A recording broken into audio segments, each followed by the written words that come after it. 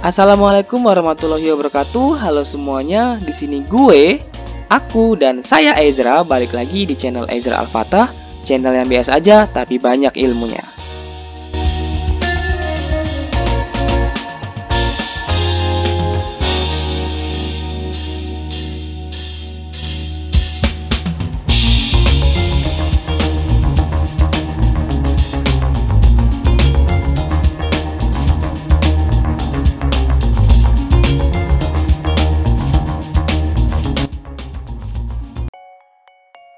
Di video kali ini, kita akan membahas dan mengulas lebih dalam tentang salah satu penyebab mahasiswa itu lama mengerjakan skripsi.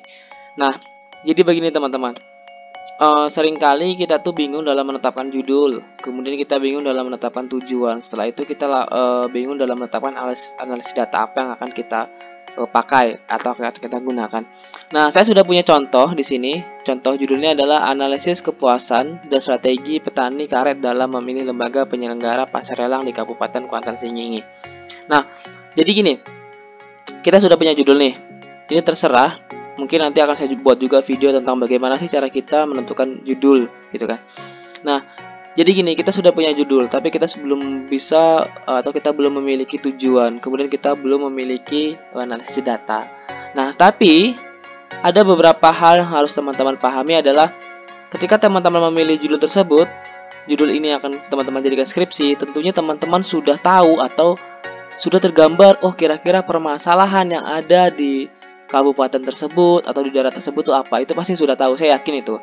Nah, jadi gini, tidak jarang atau kebanyakan mahasiswa itu lama dalam mengerjakan skripsi adalah dia terkendala dari referensi. Nah, sebenarnya mudah. Nah, tips dari saya adalah gini. Jadi coba teman-teman cari jurnal. Oke, jurnal. Kita cari jurnal di internet yang berhubungan dengan judul skripsi kita. Nah, apa-apa saja yang akan kita lihat dari jurnal tersebut? Yang pertama yaitu kita akan melihat rumusan masalahnya. Setelah itu, tujuan penelitian, analisis data, dan yang terakhir yang paling penting adalah variabel penelitian.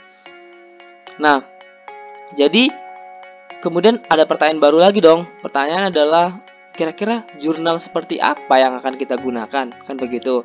Nah, jurnal yang akan kita gunakan adalah itu sesuai dengan judul kita. Contohnya di sini kita sudah punya judul tadi ini.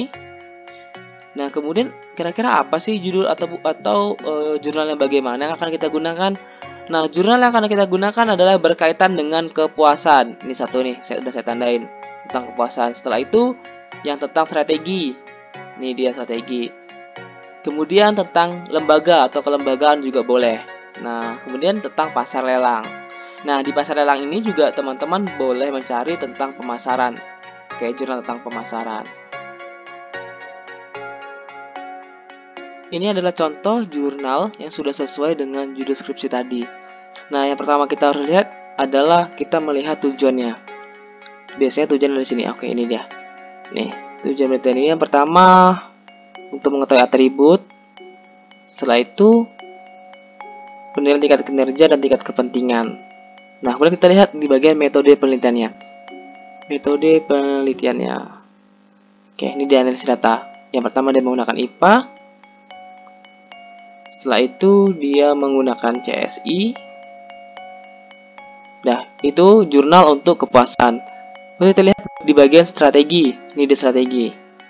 Sama seperti tadi, kita melihat yang pertama, kita lihat dulu ininya tujuannya. Setelah itu kita bisa melihat di bagian metodenya, analisis datanya. Ini jurnal AHP-nya.